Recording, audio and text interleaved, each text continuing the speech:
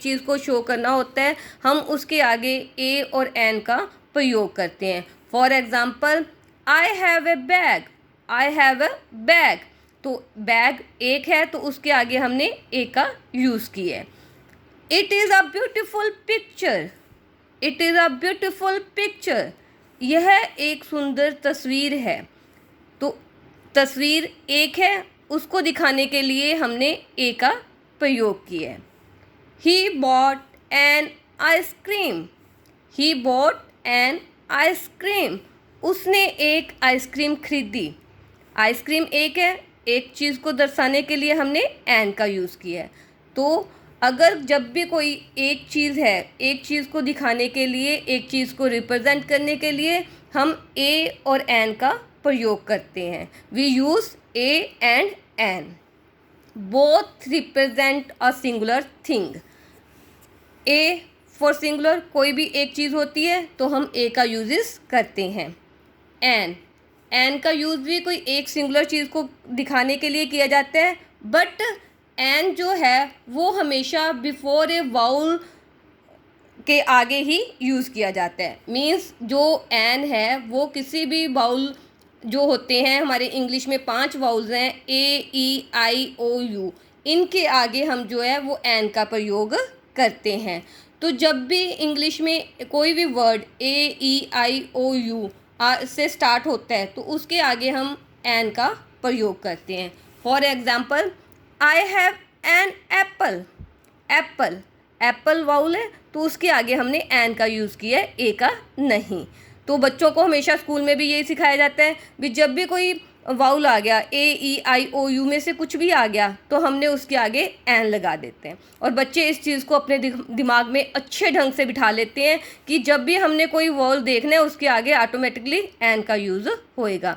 पर हमेशा ऐसा नहीं होता, ये एक बहुत बड़ी मिस्टेक हो जाती है। क्यों? क्योंकि देखिए अब, he is an one eyed man, he is an one eyed man, अगर ये यहाँ पे ब्लैंक दी जाती है तो बच्चे ने सिर्फ ये देखना है कि ये ओ है, ओ वाउल है, तो वो फटाफट यहाँ पे एन लगा देगा, जो कि गलत है। क्योंकि हमने सिर्फ ये नहीं देखना कि ये ए E I O you vowel से शुरू हो रहे हैं, हमने वाउल साउंड को देखना है। हमने ये देखना है कि जब भी ये वर्ड्स हैं उनकी जो साउंड है, आवाज़ जो है वो अ से अंग तक किसी में से आनी चाहिए। जैसे कि एप्पल, ए से आ रही है एप्पल। आइसक्रीम, आइसक्रीम आई से आ रही है आइसक्रीम, आइसक्रीम आई से आ रही है, एप्पल की अ से आ रही है, पर यहाँ पे व आ रहा है, वन वन, यहाँ पे व आ रहा है तो ये अ से अंग तक नहीं आता, तो यहाँ पे एन नहीं आएगा बल्कि ए आएगा। यही मेन समझने वाली बात है। हमने सिर्फ वाउल वर्ड को नहीं देखना, हमने वाउल साउंड को देखना है कि हमारी जो साउंड है, जो आवाज़ है वो अ से अंग तक के बीच की होनी चाहिए। For example, his father is dash S D O, S D O, S है तो स, देखिए इसको एस हिंदी में ए से लिखा जाता है, तो ये एस अ, तो ये भी किस में आएगा? वाउल साउंड में, तो यहाँ पे भी एन का यूज़ करेंगे। इसी तरह से एम में बी एड, एम में एम ए, तो यहाँ पे भी हमने एन लगाया है।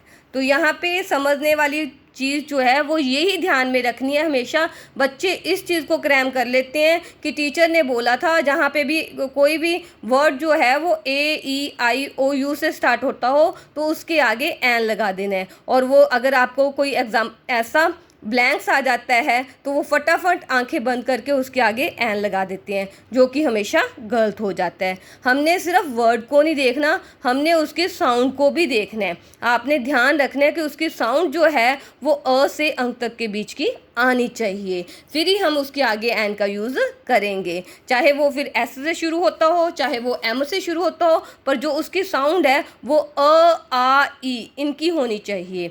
तो ए और एन में दोनों में बेसिकली डिफरेंस यही है कि एक और एन दोनों का प्रयोग तो हम एक चीज़ को रिप्रेजेंट करने के लिए करते हैं, पर एन जो है वो हमेशा वाउल साउंड के आगे लगता है।